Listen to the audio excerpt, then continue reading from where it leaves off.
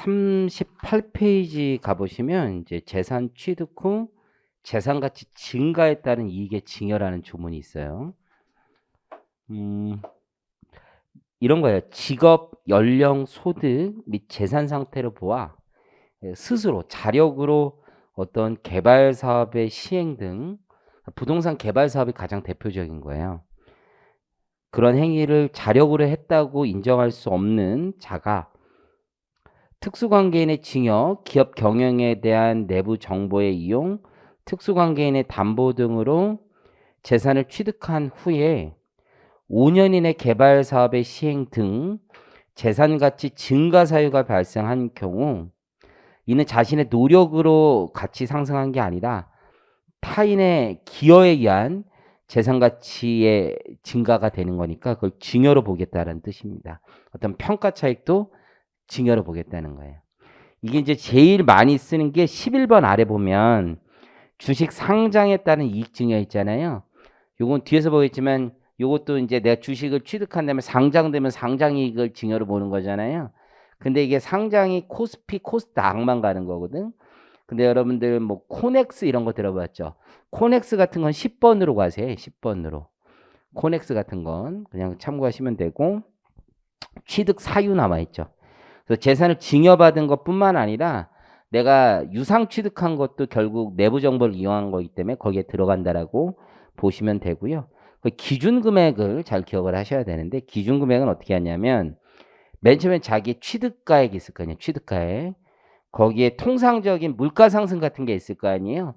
그래서 통상적인 가치 증가분 하고 중간에 자본적 지출 같은 거 넣을 거 아니야. 자기의 가치 상승 기여분 있죠. 이 금액을 다 합친 금액의 30%와 3억 원 중에 적은 금액을 기준 금액이라고 해요. 그 금액 미만이면 과세하지 않고 그 금액 이상으로 지금 가치가 뛰었다라고 하면 증여로 보겠다는 뜻입니다. 증여 이익은 어떻게 되느냐? 그럼 최종적으로 내가 벌은 그 재산가액이 있을 거 아니에요?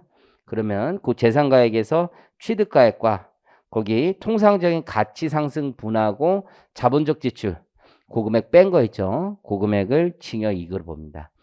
당의 재산가액은 내가 그 팔지 않았으면 팔지 않은 금액이 될 거고 중간에 팔았으면 팔은 금액이 되겠죠. 그렇게 생각하시면 될 거고 11번에 보면 상장에 따른 이익의 증여라고 되어 있죠.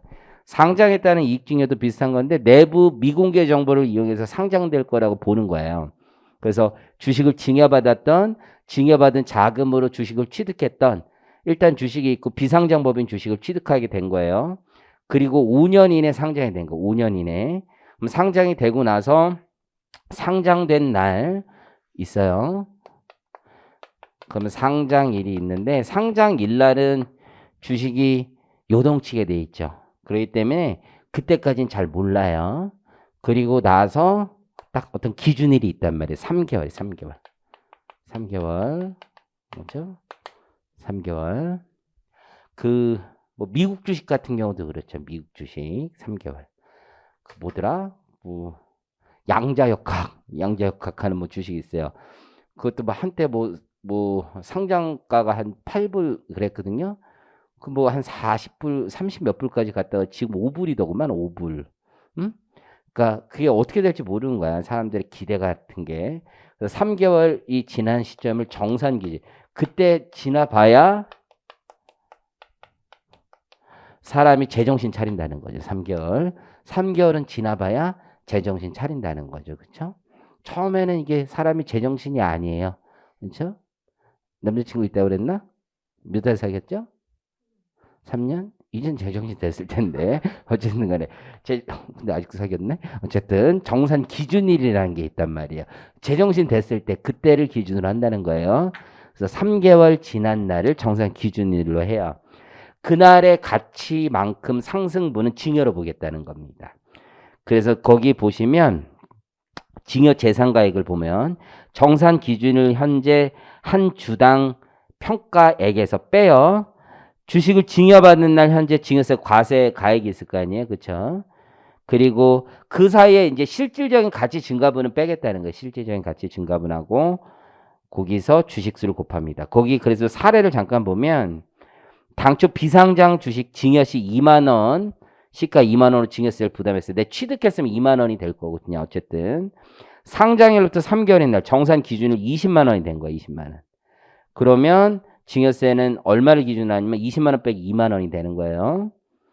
그리고 25만 원이 나중에 양도하면 증여로 20만 원까지 왔으니까 양도차익은 다시 5만 원만 있다는 얘기입니다. 오른쪽에 보면 합병에 따른 상장의 이익 증여 있죠? 그건 뭐냐면 백도어 하는 거, 백도어. 내가 비상장 법인 주식을 샀다가 상장이 되면 지금 과세가 되니까 상장을 시키는 게 아니라 비상장 법인 주식과 상장 법인을 합병해도 똑같은 효과가 생길 수 있잖아요. 그것도 과세하겠다라는 조문이 있습니다. 자, 우리 문제 하나만 풀어볼게요. 어디를 가느냐면 문제 5번 한번 해볼게요. 5번 보면 732페이지 주식 상장에 따른 이익, 증여 이익이라고 되어 있죠. 회계사 20년 거 한번 보겠습니다. 어렵진 않아요. 다음은 갑의 증여세 관련된 자료이다. 다음 자료를 이용하여 물음에 답하시오. 거주자갑은 비상장법인 주 무한의 최대 주주로부터, 그러니까 상장 이익 증여도 최대 주주로부터 다 받아야 돼요. 그러니까 기업의 내부 정보를 이용할 만한 사람은 최대 주주여야 돼. 기업의 내부 정보는 아무나 알 수가 없어요. 그러니까 최대 주주, 기업의 웬만한 사람은 몰라요. 보통 하는 최대 주주. 최대 주주 아니면 이게 경영기획실 이런 사람들 좀 알아요. 그리고 회계팀에서도 진짜 알짜배기. 그리고 회계감사하는 회계사. 좀 알 수 있어요. 진짜 회계사들이 회계감사하다가 좀 많이 정보를 알아요. 실제로. 그래서 너 나중에 회계감사하다 막 주식 정보 이런 거 회사 어떻게 알 수 있어. 주식 사다 걸리면 죽어. 큰일 나. 그렇죠? 두 가지 이유 때문에 죽어. 첫 번째는 샀는데 주가가 떨어져서 죽어.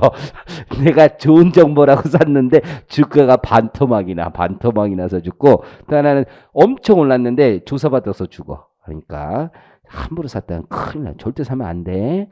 사도 아니야. 어쨌든 간에 안 돼. 사면 안 돼. 기본적으로.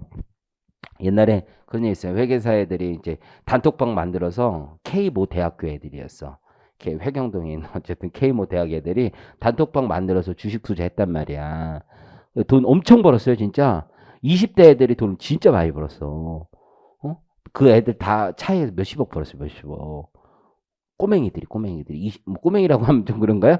20대 애들이, 뭐 1년차, 2년차 애들이 지들 정보, 별 정보도 아니야, 진짜. 아무 정보도 아니고, 걔들 알아봐. 위에 애들만 알아. 밑에 애들 잘 모르는데, 다음 주 실적 발표잖아. 그러니까 감사 그 발표하기 전에 뭘 알아. 실적을 알잖아. 그러면 이번에 급등하게 올라가는 애들 알잖아. 실적 엄청 좋은 애들 있잖아. 그러면 주가가 오를 거 아니야. 조금 오를 거 아니야. 5% 정도 오를 거 아니야. 그것만 계속한 거야. 그것만. 이번 단톡방에서 야, 내가 이번에 감사하는데 예를 들어서 뭐 삼성전자다. 이번에 실적 진짜 좋아. 다 같이 그거 사는 거야. 미리. 그래서 5% 오르잖아. 걔네 로스컷이 있다고. 딱 5% 오르잖아. 5%씩만 계속한 거야. 그거를 딱 1년 했어. 근데 한 사람당 평균 2억 이상씩 벌었어. 투자자금 5천씩 해가지고. 대박 아닙니까? 진짜 그것만 가지고. 이게 비효율적 시장이 가정이 되는 건지, 진짜 그거 가지고 딱 한 거야, 진짜. 다 걸렸죠, 다. 그래가지고, 그 단톡방 걸려서. 그 모든 회계사들이 다 자격 취소됐습니다. 다 집에 가고, 그거 가지고. 어쨌든 간에, 그런 다음부터 이게 굉장히 저게 된 거지. 이게 모든 공인회사들이 주식 산 거, 배우자까지 금융감독원 다 보고해야 되고, 캡처까지 해야 되고, 나도 주식 산 거 다 보고해야 되고, 내가 그것 때문에 사업개미가 되고 막 이렇게 되는 거야. 내가 진짜 피곤해진 거야. 어쨌든 최대 주주 이런 사람들이 이제 정보를 많이 알고 있다는 얘기예요. 만주를 5천주에 취득을 했어요. 갑과 을은 특수관계인입니다. 무한의 주식은 유가증권에 상장되어 3월 5일 최초로 매매 시작됐어요. 그날은 요동치는 날이에요. 3개월이 정산 기준일이죠? 3개월이네. 정신 차려보니까 더 올랐네. 더 올랐어. 25,000원이 된 거야. 정산 기준일. 이해하시겠죠? 지금 1번 자료를 다시 한번 잘 볼까요? 거주자 갑은 무한의 최대 주주 을로부터 취득한 거죠? 그러니까 을이 증여가 문제가 되는 거야. 을이. 지금 이해하시겠죠? 갑이. 을로부터 취득했으니까 갑이 문제가 되네. 자, 정산 기준일 현재 주당 평가액 답안 양식에 써야 되겠죠? 자, 15,000원 쓰는 거야? 25,000원 쓰는 거야? 25,000원짜리 쓰시는 거예요. 주식 취득일 현재 주식의 취득가액 얼마예요? 맨 처음에 5,000원에 샀죠? 5,000원. 5배 올랐네. 5배. 여러분들 이제 아직 어려가지고 5배 에게 이럴 수 있지만 5배 굉장히 큰 거예요. 뭐 투자해서 5배 벌어본 적 있어? 있어요? 한 번도 없어요?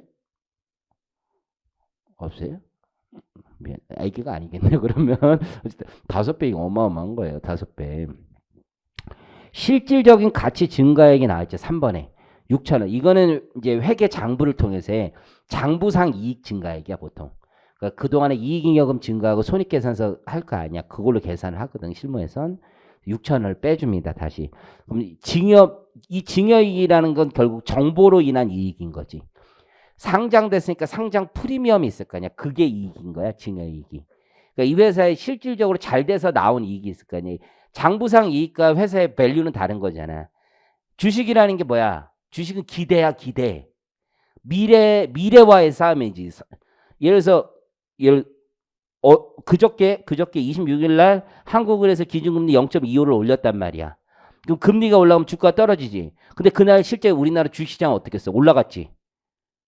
몰라요? 올라갔어. 주식시장 왜 올라갔어? 사람들이 0.25를 예상했는데 0.25만 올라가서 안심이다 이러면서 올라갔단 말이야. 0.5가 아니라 0.25라서 사람들은 그렇게 움직인단 말이야. 한 단계 더 도약해야 된단 말이야. 만약에 0.5% 기준금리가 올랐으면 폭락을 했을 거야. 근데 0.25 안심 괜찮아.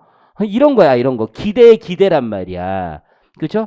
이 회사의 실적이 가장 안 좋을 때 주식을 사라 이런 얘기 들어봐서 앞으로 올라갈 걸 사야 된다고. 실적이 지금 엄청 좋을 땐 주식을 사면 안 돼. 앞으로 내려갈 거 이제부터 있단 말이야. 남들보다 한 단계 더 빨라야 된단 말이야. 그런 게 미래야, 미래. 그러니까 어려운 거야. 우리 같은 사람이 할 게 아니야. 진짜 많이 생각해야 돼, 진짜. 그렇죠? 하지만 한 단계만 더 빨리 생각해야 돼. 막 3단계, 4단계 생각하면 어떻게 돼요? 자기께 자기가 빠지는 거죠. 자기께 늘 나는 나의 계획 빠지는 것 같은데 그렇단 말이야. 별거 어렵지가 않아, 진짜. 이렇게 주식이 떨어져도 신문 평소에 읽고 코카콜라 사더라 뭐 이런 얘기 들어봤어? 작년 말부터 코카콜라 사두라고 그랬어. 작년 말에 코카콜라 사면 이 주식 나스닥에 다 빠지는 장에서도 인플레를 가장 막을 수 있는 코카콜라 그걸 사면 안 떨어진다는 얘기가 있단 말이야. 지금 한 15% 올랐단 말이야. 절대 안 떨어진다고. 뭐 그런 것들이 있단 말이야. 인플레를 방어하는 그 이게 기본에 충실한 뭐 이런 얘기가 있단 말이야. 어쨌든 이것도 마찬가지야. 상속증여도 이 회사의 그냥 회계상 이익만큼은 당연히 버는 건데 정보를 통한 이익이 얼마냐 이거. 정보를 통한 이익. 그게 상장 이익이란 말이야. 그거 14,000원 계산하는 방식이에요. 이해하시겠어요? 정보를 통한 이익은 14,000원. 다시 계산하면 25,000원이 됐는데 5,000원은 취득가액이었고 6,000원은 실질적인 가치 증가하고 14,000원이 증여 이익이라는 얘기예요. 이해하시겠죠? 그래서 14,000원 곱하기 만주였지? 그러니까 1억 4천 증여세 낸다는 얘기입니다. 쫓아오시겠죠? 넘겨보겠습니다. 자, 그럼 다시 교재 와서 39페이지에 증여 추정은 배웠고 40페이지 가보겠습니다. 40페이지. 재산 취득자금의 증여 추정. 요게 이제 정말 많이 있는 거예요. 실무에서는. 어떤 사람이 부동산 하나 샀어. 너 이거 돈 어디서 났니? 이런 거죠. 돈 어디서 났니? 그랬더니 하늘에서요. 뭐 이런 거예요. 그래서 돈이 어디서 났냐 이거야. 그럼 자금을 자력으로 취득하기 어렵다고 보는 경우에는 이 돈을 증여받았을 것이라고 추정하는 겁니다. 그래서 의의를 보시면 재산 취득자의 직업, 연령, 소득 및 재산 상태를 보아 재산을 자력으로 취득하였다고 인정하기 어려운 경우에는 해당 재산의 취득자가 다른 자로부터 취득자금을 증여받은 것으로 추정한다는 뜻이고요. 자, 요건을 보시면 자력으로 취득하거나 채무상환하였다고 보기 어려운 거. 그리고 재산 취득자금의 출처 또는 채무상환의 출처로 입증된 금액이 취득재산 채무상환 금액에 미달한다라고 돼 있는데 어떻게 계산하냐면 밑에 미입증 금액이 10억짜리 재산을 샀어. 그럼 8억 정도만 입증하면 돼. 10억의 20%와 2억 중에 적은 금액. 이해하시겠죠? 그런데 내가 7억밖에 입증을 못했어요. 그럼 증여재산가액은 3억이야. 3억. 2억을 빼주는 규정이 없어. 이건 내가 입증할 수 있는 거기 때문에. 그래서 밑에 보시면 증여재산 금액은 재산 취득가액 빼기 자금 출처로 입증된 금액을 빼주지 우리 상속재산 추정 상속재산처럼 그냥 무조건 2억을 빼주는 규정이 아니에요. 20%. 의미 이해하시겠죠? 자, 오른쪽에 요건과 증여재산 금액이 서로 달라요. 이건 요건에선 20% 2억을 그냥 빼주는 요건이지만 증여재산 금액은 요건을 충족해서 과세가 될 때는 입증된 금액만 빼줍니다. 입증된 금액만. 오른쪽에 증여의제 명의신탁 신탁 규정이 있어요. 명의신탁은 뭐냐면 갑이 실소유자인데요. 을이 명의로 되어 있는 거예요. 그럼 등기 등록이 필요한 재산, 주식이야. 다 주식. 현실에선 주식을 얘의 명의로 해놓은 거예요. 그러면 이게 과태료 성격이 있는 거예요. 과태료. 그래서 얘가 명의가 되어 있으면 명의 신탁 증여 의제의 규정에 따라서 실소유자 갑에게 증여세를 부과합니다. 다만 무슨 문제가 있냐면 요 문제 하나 있어요. 요거는 조세 회피 의사가 있어야 돼. 조세 회피 의사가 있어야지만 과세한다. 이게 과태료 규정이다라고 생각합니다. 행정질서별적 성격이 있어요. 증여로 본다라고 하지만 실질 과세 원칙에도 불구하고 과세하는 거예요. 그래서 명의신탁 증여의제 보시면 과세 요건을 보겠습니다. 자, 명의신탁한 재산은 권리 이전이나 행사의 등기 등이 필요한 것이어야 되고 부동산은 제외예요. 부동산은 부동산 실권리자에 관한 법률이 있어서 부동산 실권리자에 관한 법률에서 과태료 규정이 별도로 있어. 그래서 거기서 과세하기 때문에 여기서는 과세 안 하고 실제 소유자와 명의자가 달라야 하고 둘이 명의도용 이런 건 과세하지 않기 때문에 둘이 명의신탁에 대한 합의가 있어야 되고 가장 중요한 건 조세피 목적이 있어야 돼요.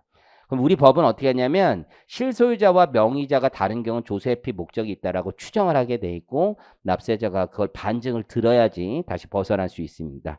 거기 밑에 그래서 조세피 목적은 추정한다. 그런데 만약에 이 경우에 양도였다. 그럼 여기로 넘겼잖아요. 그러면 종전 양도인이 양도세 신고했다. 상속됐는데 종전 이제 피상속인이 사망했는데 명의신탁됐는데 그 상속인이 아버지가 명의신탁했습니다라고 해서 상속세 신고에 포함했다. 그러면 조세피 목적을 없는 것으로 추정한다라는 별도의 규정이 있다 정도 생각하시면 돼요. 자, 다음 3-42페이지. 요게 이제 계산 문제 나오면 굉장히 어려운 문제 중에 하나고 일감 몰아주기라는 규정이에요. 자, 가보면 계산 문제가 조금 어렵고 이게 무슨 뜻이냐면 특수관계 법인이 있어요. 옛날에 이제 현대 글로비스 현대차 이런 거랑 관련 있다고 보시면 되고 거기 보면 특수관계 법인 이름이 특수관계 법인이야. 여기 용어를 정확하게 기억해. 자, 메모리펜 가지고 비교합니다. 특수관계 법인이고 자, 그 다음에 45페이지도 특수관계법인이에요. 일감 몰아주기, 일감 떼어주기 둘 다 특수관계법인이고 저기 뒤에 46페이지엔 특정법인이야. 특정법인. 걔는 특정법인. 그러니까 이름이 달라요. 특수관계법인, 특정법인. 자, 특수관계법인 있어. 그리고 이제 수혜법인이라는 데가 나와. 수혜법인.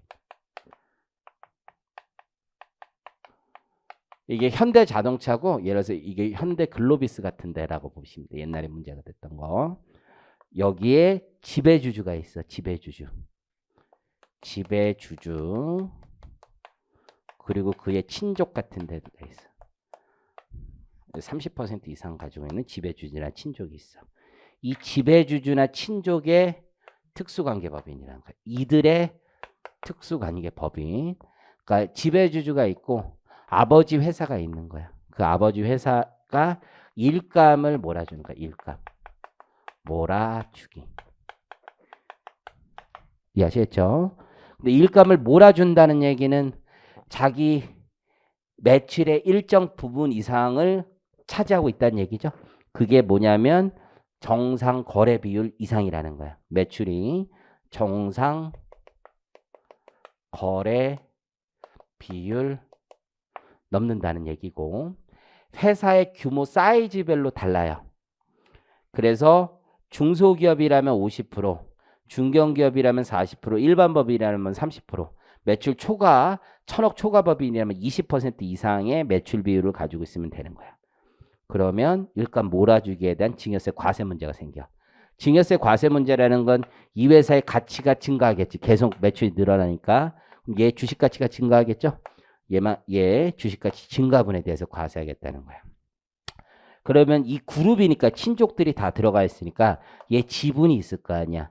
근데 이게 주식이 되게 여기 친족들이 많은데 1, 2% 가진 애들 과세하진 않고 최소 몇 퍼센트 이상 가진 애들만 과세하게 있어. 그래서 얘네들의 한계 보유 비율이라는 게 있어요. 그 이상 가진 애들만 과세하게 돼 있어요. 주식에 한계 보유 한계 보유 비율이 있어요. 그거 이상 가진 애들. 원칙적으로 3% 이상은 가지고 있어야 돼. 근데 중소 중견기업이라면 10% 이상 가지고 있어야 돼. 그래서 3% 또는 10% 이상 가지고 있는 애들만 과세하는 거예요. 세무회계에서는 이들이 얼마를 먹었느냐가 중요하겠지. 세후 영업이익을 계산하는 게 굉장히 어렵습니다. 실제. 자, 가보겠습니다. 그래서 과세 요건. 일단 수혜법인 얘가 먹은 게 있어야 돼. 얘 영업이익이 있어야 돼. 세후 영업이익. 그래서 제일 어려운 게 수혜법인의 세후 영업 이익이 있어야 되고, 두 번째가 수혜법인의 특수관계법인 거래비율이 정상 거래비율 이상이어야 돼요. 그리고 수혜법인의 지배주주와 친족의 주식 보유 비율이 한계 보유 비율 이상이어야지만 과세할 수 있어요. 그 수혜법인은 지금 얘기했던 대로 특수관계 거래 비율이 정상 거래 비율 이상인 법인을 얘기하는, 지배주주가 30% 이상의 지분을 가지고 있는 법인을 얘기하는 거고, 특수관계 거래 비율 보이죠? 그럼 얘 특수관계 거래 비율을 어떻게 하냐? 얘가 이제 특수관계 법인들이 여러 개가 있을 거 아니야. 여러 개를 합쳐서 특수관계 거래 비율을 따져보는 거예요. 그럼 여기 수혜법인이 특수관계 법인이 A, B 그리고 기타 법인이 있어. 기타 법인. 그리고 얘가 500억, 얘가 200억, 얘가 300억 해서 총 1000억을 하고 있어. 그러면 70%가 특수관계 법인 비율이라고 볼 수도 있어. 얘들이 특수관계니까. 근데 우리가 해외에다가 물건을 팔기 위해서 해외 자회사를 둘 수가 있다고.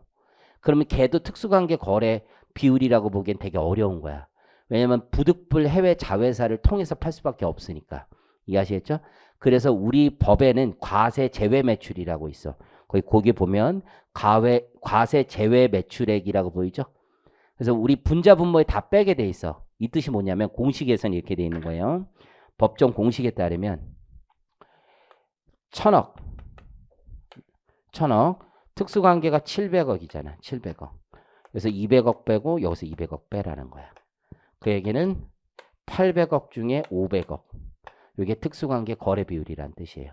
아니면 이렇게 계산해도 되지. 그냥 이거 없다고 치면 이거잖아. 그래서 800억 중에 500억. 이게 특수관계 거래 비율이다 라고 생각을 하시면 돼요. 이해하시겠죠? 이게 정상 거래 비율 이상이면 된다는 뜻입니다. 그거 첫 번째. 자, 밑에 과세 제외 매출액 있죠? 1번만 정확히 기억해. 1번, 2번만. 1번이 뭐냐면 중소기업이야. 얘도 중소기업이면 빠지는 거 매출. 그래서 중소기업들은 일감 몰아주기가 적용이 안 돼. 거의. 수혜법인도 중소기업, 얘도 중소기업. 둘 다 중소기업이면 적용이 안 돼요. 두 번째, 자기거래 증여는 적용되지 않아. 이게 뭐냐면 얘가 얘 지분을 100% 가지고 있어. 그럼 내가 나한테 증여한다는 건 말이 안 되잖아요. 그렇죠? 그렇죠? 내가 나한테 증여해. 그런 건 없지.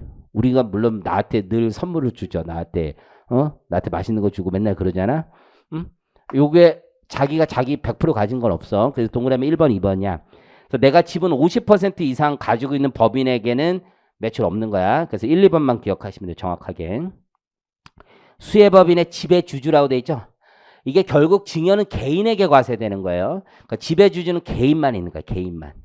그러니까 법인을 통한 지배주주라도 해도 최종 개인을 찾는 거야. 이따가 연습 한번 해보기로 하고 개인만 찾는 겁니다. 오른쪽에 수증자 직간접 보유비를 합하여 계산합니다. 이것도 연습해보기로 하고. 직접 보유비율이 있고 간접 보유비율이 있어요. 증여이익은 세후 영업이익에서 특수관계 거래 비율 있잖아요. 방금 계산한 거. 빼기. 이건 그냥 밑도 끝도 없어. 법에 그냥 공식이야. 아 진짜 짜증나. 일반 법인은 5% 그냥 빼주는 거야. 그냥.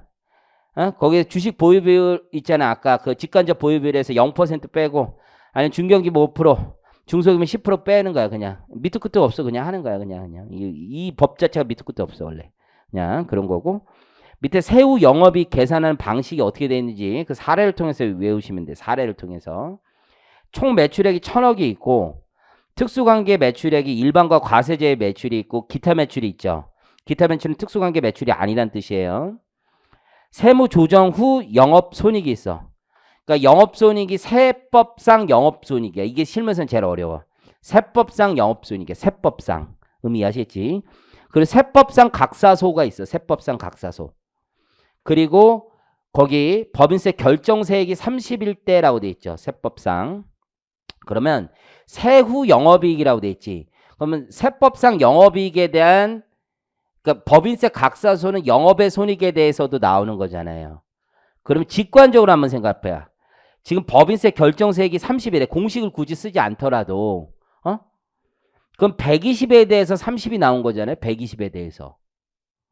그러면 세후 영업손익이 100이라면 얼마가 세후 영업손익에 대해서 법인세가 나오겠어? 25가 나오겠지.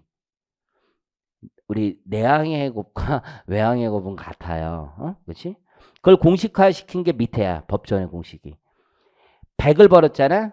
그럼 30 곱하기 120분의 100이 영업손익에 대한 법인세가 되겠죠. 거기까지 이해하시겠어? 그러면 지금 얼마까지 나왔냐면 세무 조정 후 영업손익에 대한 부분이 거기까지 나온 거야. 그러면 100에서 25를 빼니까 75까지 나온 거지. 근데 75 번 게 지금 특수관계인한테 번 것만 가지고 계산해야 될 거 아니야. 특수관계인한테. 이해하셨죠? 거기서 마지막 1000분의 800이 들어가는 이유는 뭐냐면 전체 우리 매출 중에서 얘는 1000의 매출 중에서 800이 지금 들어왔다는 얘기야. 1000분의. 지금 800이라는 건 500 더하기 300이라고 돼 있는 거야. 얘는 뭐를 빼냐면 과세제외 매출을 뺀 나머지를 얘기하는 거야. 과세제외 매출을 뺀 나머지 매출이 전체 번 거라는 거야. 과세제외 매출은 부득불이니까.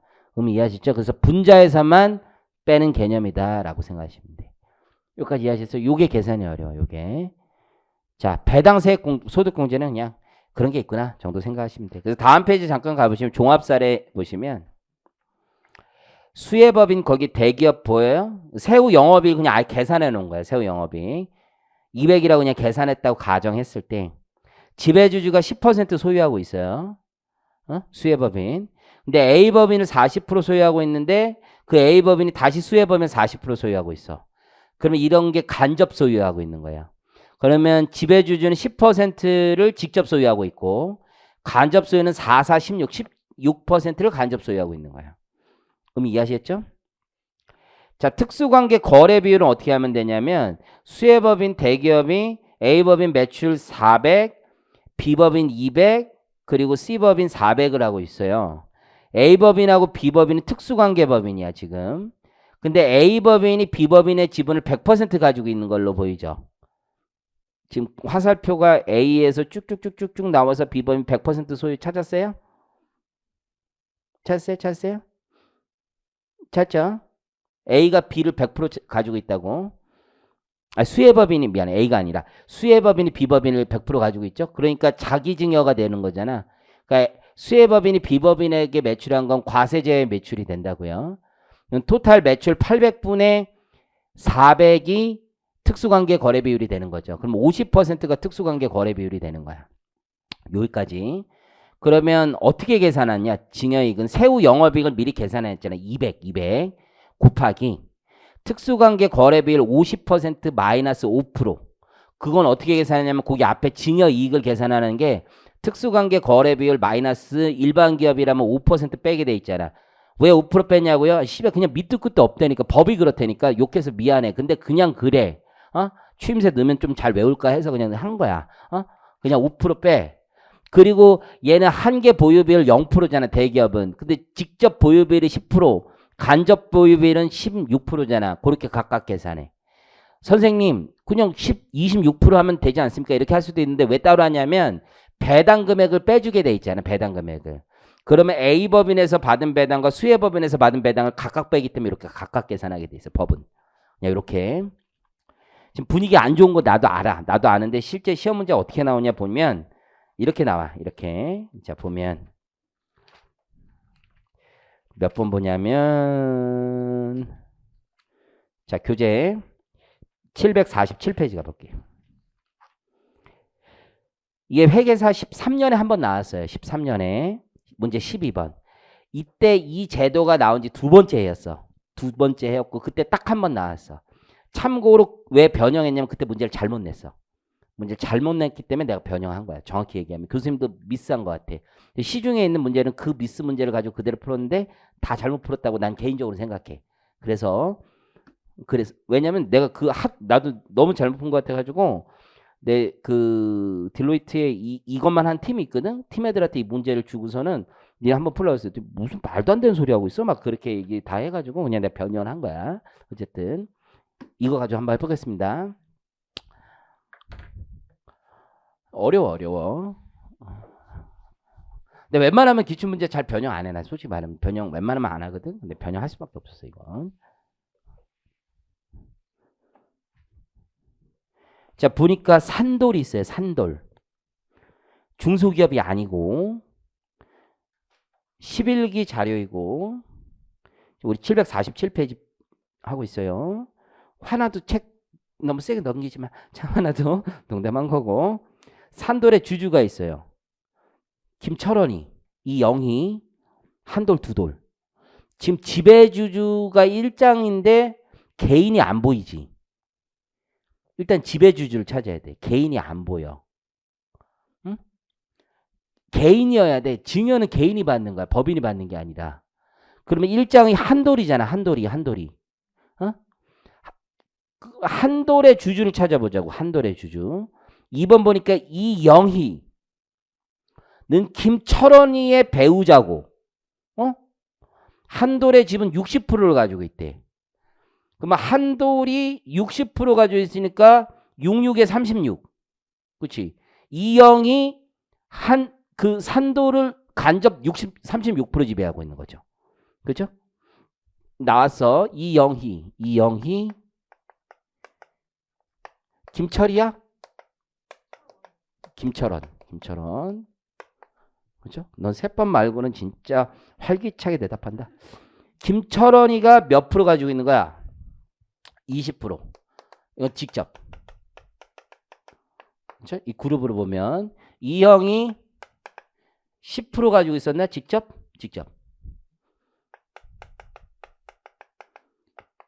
그리고 36% 간접.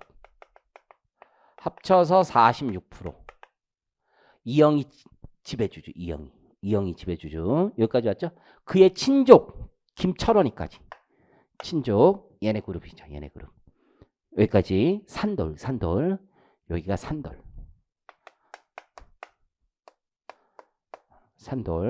산돌의 지배주주 그룹은 일단 찾았어. 여기까지 이해하시겠죠? 좋아.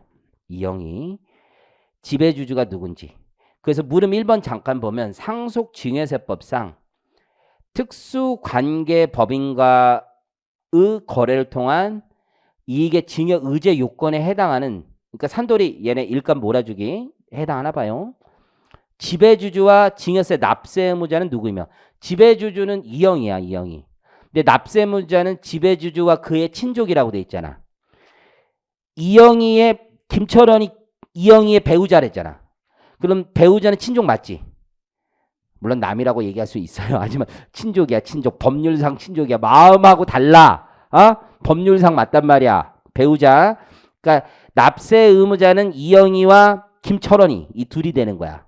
의미 아시겠죠? 지배주주는 이영희, 납세 의무자는 이영희, 김철원이 되는 거야. 의미 이해하셨죠? 지배주주 지분율을 물어봤지. 지배주주 지분율은 46%가 되는 거고. 이해하시겠죠? 자, 앞으로 이제 다시 오는 겁니다. 산돌의 매출 내역이 나와 있어. 산돌의 매출 내역. 산돌의 매출 내역이 주 1군, 2군, 주 3군 이렇게 3개가 있어요. 총 1000억의 매출을 했네요. 500억, 200억, 300억이 있어.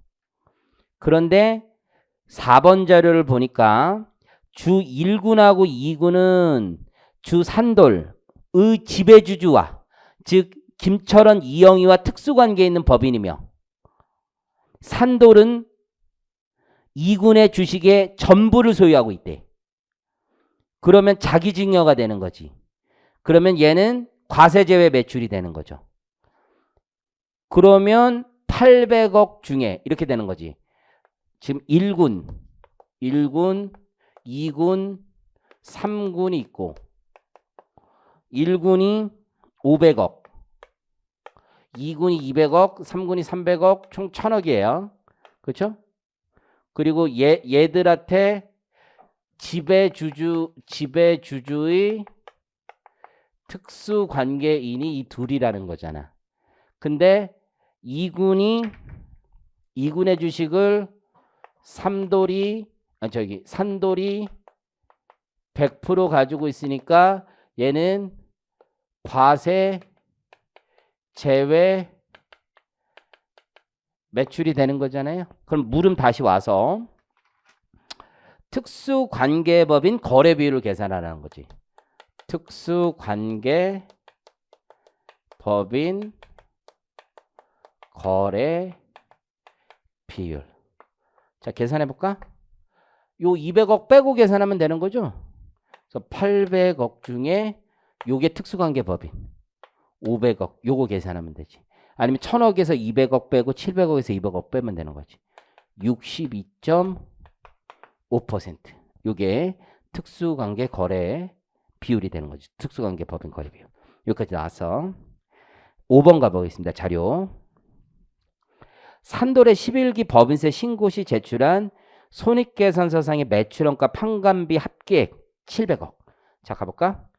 일단 매출액 억 단위로 보면 1000억. 그 다음에 매출 원가 등 이 700억. 그쵸?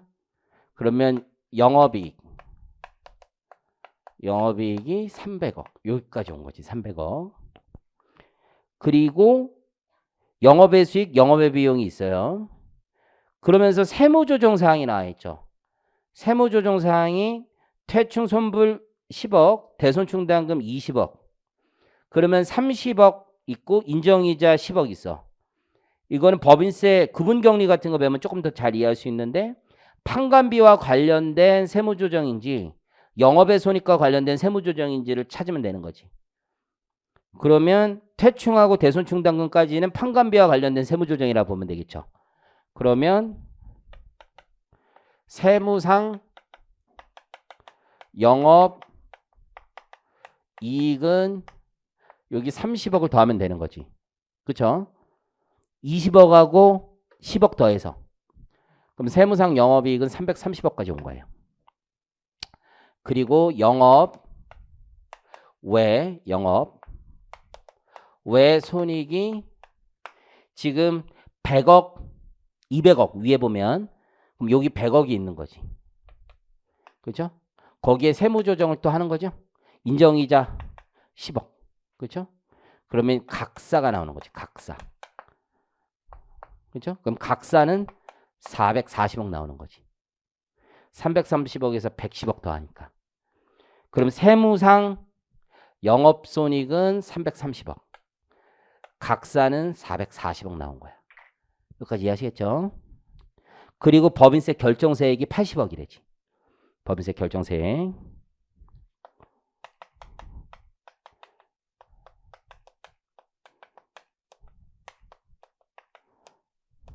80억.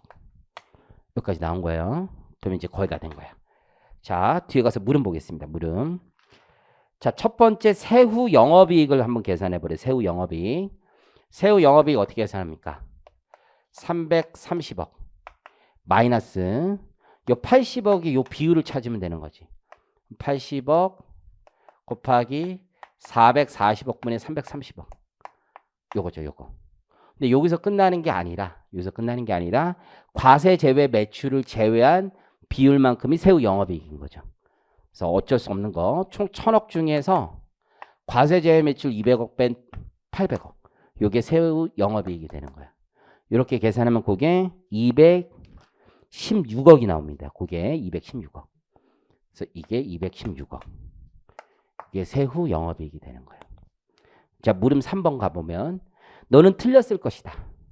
그 때문에 세후 영업이익을 300억으로 가정하고 특수관계 법인을 거래를 통한 증여의제의 계산 시 증여의제이익을 다음 답안 양식에 따라 제시하시오라고 돼 있죠. 간접 출자분하고 직접 출자분은 나눈 거죠. 자, 간접 출자분 아까 36%가 간접 출자분이야. 그렇죠?